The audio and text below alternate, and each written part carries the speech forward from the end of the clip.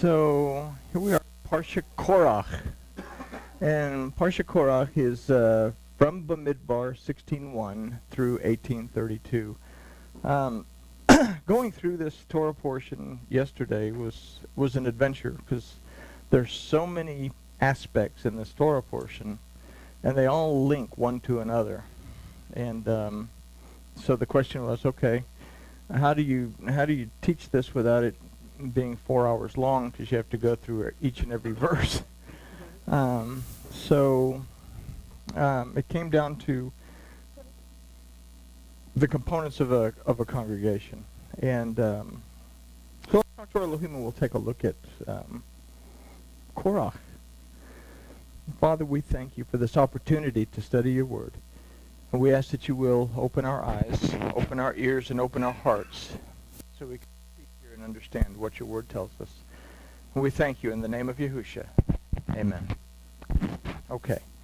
All right, so Parsha Korach. So the best place to start looking at Parsha Korach and from Bemidbar is to go to Proverbs. Of course, you never start where you need to start, right? And Proverbs, this is Proverbs 10, verse 7. It says, "The memory of the righteous shall be for a blessing, but the name of the wicked shall decay." And most Bibles use a little harsher term, says they will rot. But I thought decay was so much nicer. So considering this verse, why is there an entire Torah portion named after a man that caused the deaths of thousands of people because of his wicked acts? By the time it was all said and done, there were over 14,000, I'm not going to look it up, over 14,000 people had died because of this little rebellion.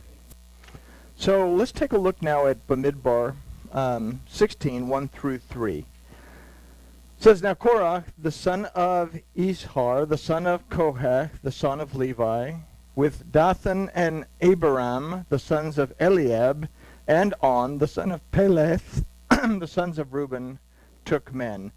And they rose up in the face of Moses with certain of the children of Israel, 250 men. They were chiefs of the congregation, the elect men of the assembly, men of renown. And they assembled themselves together against Moses and against Aaron, and said to them, 'You take too much upon yourselves, seeing all the congregation are set apart. Every one of them, and Yahuwah is among them. Why then do you lift yourselves up above the assembly of Yahuwah?'" So they're saying, what makes you so special? We're all special in the eyes of Elohim. We're not happy with the fact that you've taken on this leadership role and have not allowed us to jump in there and do stuff as well. The main problem with Korach was that he wanted to take on the responsibilities of the Cohen as well, to minister in the tabernacle, not just being charged with carrying parts or taking care of certain aspects. We look at the Levites. We have to understand there's Levites and the Kohanim, the sons of Aaron. Yes, they're also Levites, but they are the ones that minister directly to Elohim on behalf of the people. The Levites are the ones in charge with the care of the temple, and they're also in charge of taking the people's sacrifices and offering them before Elohim on behalf of the people. So everybody has a job to do, right? All right, so a group of leaders from among the children of Israel have concluded among themselves that they do not agree with Moses and Aaron being in the positions that they're in because the whole congregation is set apart to Yahuwah. In essence, the question is, what makes you so special that you should be the ones leading the congregation? The rebels also want to take the job of the Kohanim, and so in verses 4 through 7, Moses proposes a challenge to them so that Yahuwah will make a choice as to who is to serve before him and who is not to. And this is how it should be. And in the book of Vayikra, in Leviticus, everything is specifically laid out as to who is going to be in charge of what aspect of the tabernacle. Okay? So consider what Moses says to the rebellious Levites in verse 7. "And put fire therein, and put incense upon them before Yahuwah tomorrow, And it shall be that the man whom Yahuwah does choose, he shall be set apart. You take too much upon you, you sons of Levi. So let's see, what is the challenge here? It's an interesting challenge. He could have chosen everything.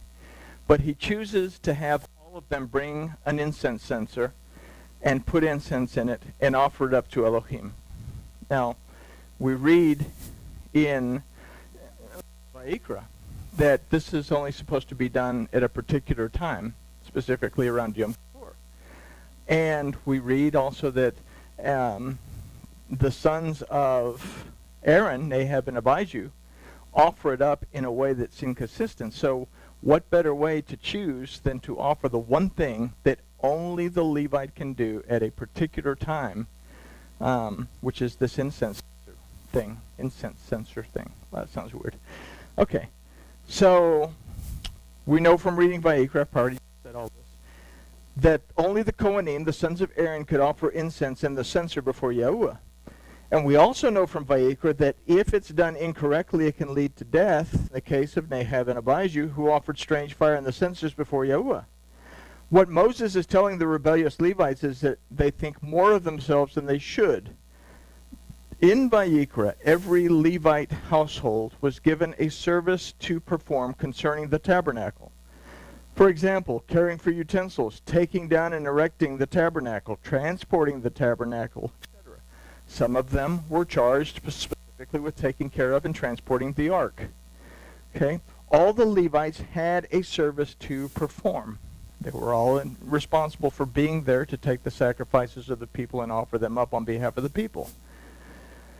We read in Kings that when David was moving the ark, that someone not associated with the house of that particular house of Levites that was tasked with carrying the ark touched it to support it so it wouldn't fall. It was a noble act of protecting the ark from falling. But this person was struck dead by Yahuwah. This should emphasize how specific the callings of the Levites was. So we can see that what Korach was wanting was not the desire of Yahuwah. It was a carnal desire to be recognized as something more than what he was appointed to be. Okay? And this is a problem, I guess, not only among congregations, but we can also say that this is a problem if we were to take it to the workforce. That an employee has a problem with a supervisor because he doesn't feel the supervisor, he feels he could do a better job than the supervisor and gives the supervisor a hard time, or supervisor in management, or management, you know. So it's something that we can relate to our lives. Okay. There's sound. Okay. So, there was a carnal desire to be recognized as something more than what he was appointed to be. Now, a congregation. A congregation is a single living entity composed of its parts, its vital organs. Okay? The word that we use is actually kahila, that means a community, and everyone within the community has a certain job that they do. But each one of these organs give it life. Each individual part has a specific calling by Yahuwah Elohim. And Paul uses a couple of analogies. The first one is at 1 Corinthians 12, 27 and 30, where Paul says, "Now you are the body of Mashiach, and several members thereof. And Elohim has set some in the congregation." They haven't set themselves. Elohim has set some in the congregation. First apostles, secondly prophets, thirdly teachers, then miracles, then gifts of healing, helps, governments or administrations, diverse kinds of tongues. Then he asks, are all apostles? Are all prophets? Are all teachers? Are all workers of miracles? Have all the gifts of healing? Do all speak with tongues? Do all interpret? Well, no. I mean, we say that a congregation is composed of many specific parts, and all of these parts contribute to the wellness of the congregation. No one part is better than another. They all exist to support one another. And then Paul also says this to the Ephesians at Ephesians 4:11 and 12. says, and he gave some to be apostles, and some to be prophets, and some to be evangelists, and some to be pastors, and some to be teachers, for the perfecting of righteousness towards the work of ministering and building up the body of Mashiach. So, what is the purpose of having all these parts? So that it becomes complete. Uses the word perfected, but kol, so it becomes complete, so that it becomes whole. Okay? Just as Elohim appointed the Levites and the Kohanim, he has appointed and called out to individuals in the congregation to do specific jobs so that each supports and contributes to the success of another. We have examples in most synagogues. There's a rabbi to teach and minister to the congregation, but usually next to his office is the synagogue president, sometimes called the gabbai, who acts as the administrator, paying the bills, making sure that all the support systems are in place. For example, building maintenance, other support system, making sure that the kitchen's working, the food's ordered, and all that stuff. There are teachers who teach children. There's a cantor who leads the worship service. So there's certain jobs, certain callings that people enter into within that congregation to make it work. In the Christian congregations, it's structured much in the same way. You have a pastor who cares for the congregation and feeds them the word of Yahuwah. A church administrator takes care of the bills and support. There are teachers, etc. All together make up a living body that is called a congregation. So Paul does ask, and we must take this question seriously in light of the Torah portion. Are all apostles, are all prophets, are all teachers, are all workers of miracle, have all gifts of healing? Do all speak with tongues? Do all interpret? Is everybody have the same gift? Well, if everybody has the same gift in the congregation, then we're going to basically have a whole bunch of people butting heads. We have a whole bunch of people butting heads because we do have Korachs within the congregation that aren't happy with what they've been appointed to do. But we can consider that the answer to this is no. So I'm going to use an example. It takes a very special person, for example, to be a pastor. And here's some statistics. 70% of pastors battle depression. 97% of pastors have been hurt or betrayed in some way by their own congregation. 80% of pastors feel discouraged. 90% of pastors report working in excess of 55 hours a week. So choose the pastor as an example so that we can better understand Moses and Aaron's role in this rebellion. They were specifically appointed by Yahuwah Elohim to do the jobs that they were doing. They were put there to lead the people, to minister to the people, to help the people, to support the people, uplift the people, teach the people, right? But we read that Moses would sit and listen to the people's problems from morning until evening every single day. And this is when his father-in-law Jethro says, dude, you're going to wear yourself out. Find some people to help you. So Moses goes and he appoints people to head up over certain sections so that he's not bogged down. But we also read that Moses and Aaron had led the people out of Egypt, listening to the people complain every step of the way. They gave the people drink when the people complained. They encouraged the people to cross over the Jordan. But when the people refused to cross over the Jordan because they believed the lies that said, do it, Moses and Aaron chose to stay behind with them and take care of them in the wilderness. And we even go to the point where we read several times that Moses placed his own life between Yahuwah and the people when Elohim wanted to destroy them. Not once, but on a number of occasions, including the Torah portion that we're now studying. And he's going to do this again, because Elohim is going to say within this Torah portion, get out of the way. I'm going to wipe all these people out, and I am going to keep my promise to Abraham through you. And Moses gets in the way and says, that's okay, boss. Let's work this out. You know, maybe we can negotiate and fix this with Korach and stuff. Although when it comes to him talking to the other dudes that weren't Levites, that had actually spread this thing on, they refused to meet with him. And the result was that Elohim said, get out of the way because I'm about to swallow all them up. And he ended up swallowing up these people, their families, Korach, and everyone who happened to stay around them. So, wow. So on a number of occasions he stood in the way. Yet in this Torah portion, he is being called what amounts to a power-hungry dictator. Was Moses a power-hungry dictator? Well, we read in the Torah, no, he wasn't really that. He was a very humble man who had the best interest of the people at heart. So, are people who accuse and put down what Elohim has set in place people that Yahuwah would allow to replace Moses? And this is what's happening. These people want to replace him because they think they're all that in a bag of potato chips, but they don't have the qualifications, the skills, or anything else. Okay. Let us know. Okay. Right. Okay. All right. Well, let us know how she's doing then.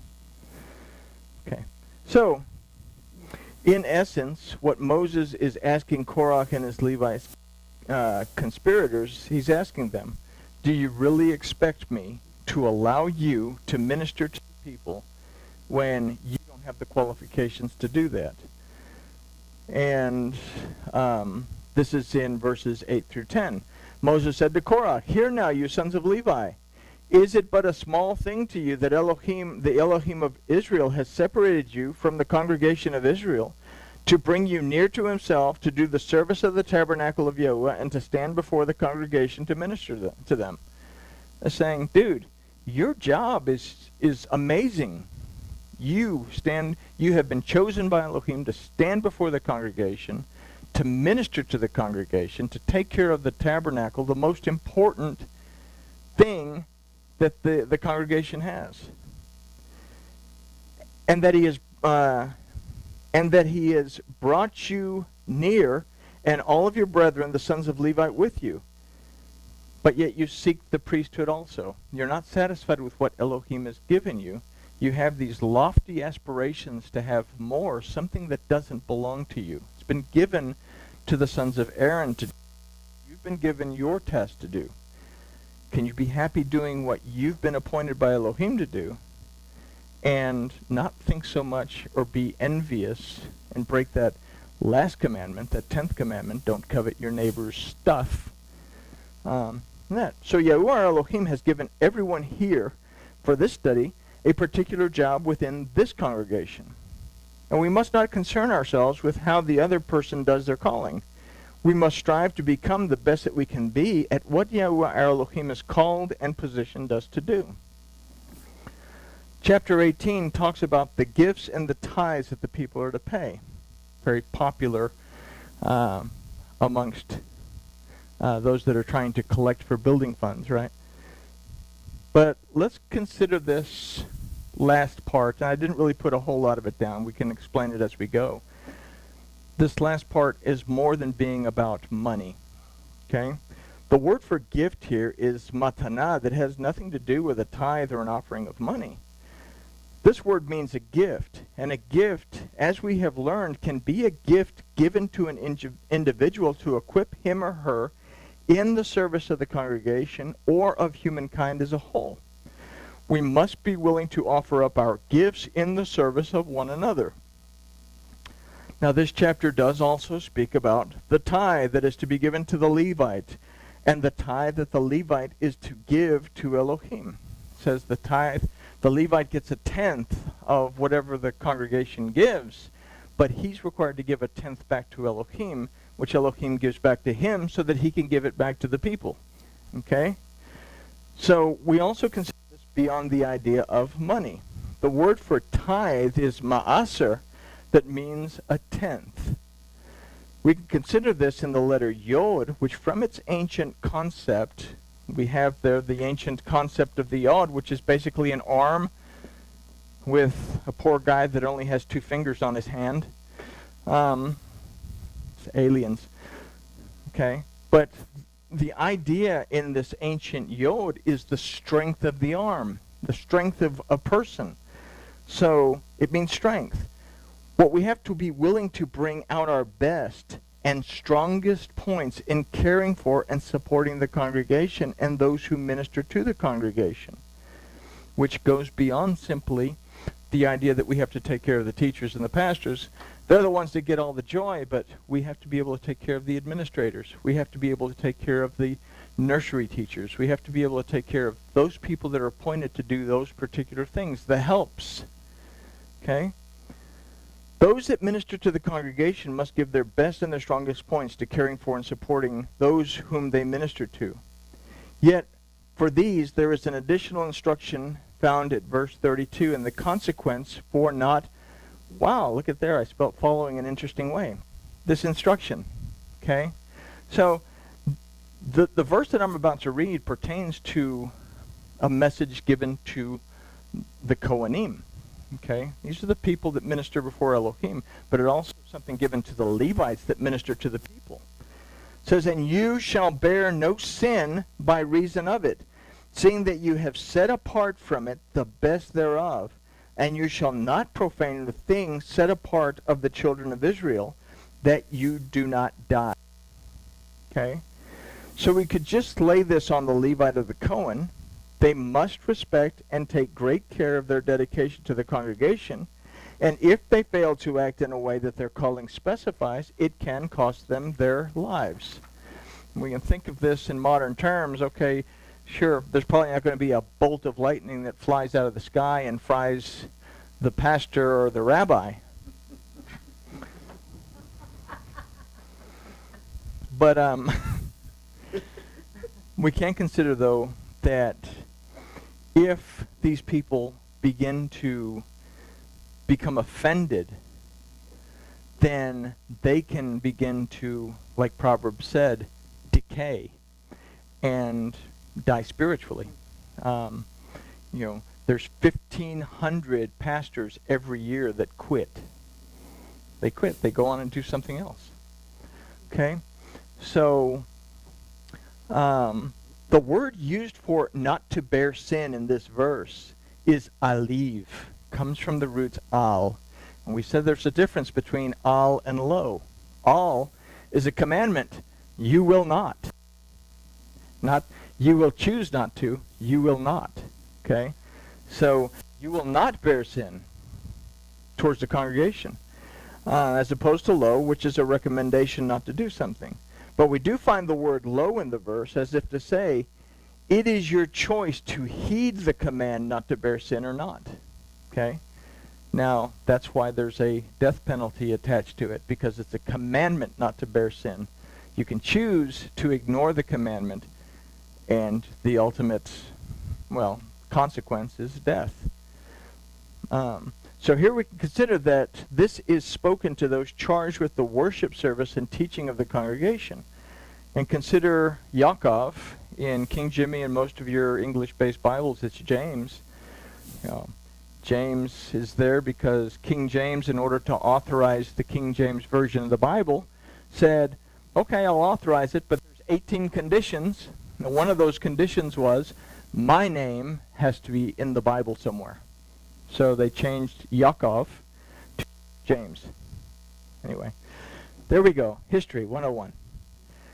But Yaakov says, be not many of you teachers, my brethren, knowing that you shall receive a heavier judgment.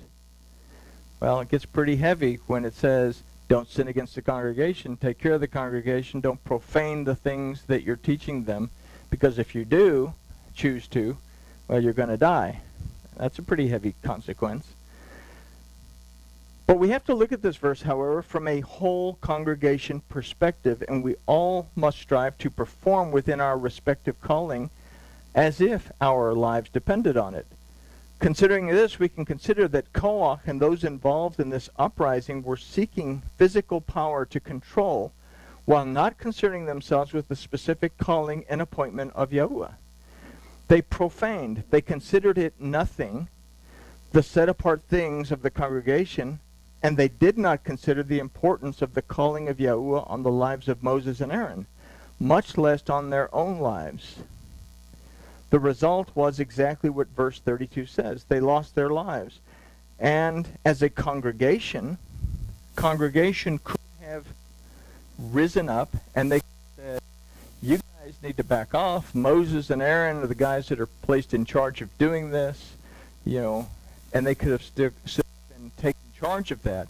They didn't do that. As a result, there was a plague that went through the congregation and killed over 14,000 people. Until, who comes to the rescue?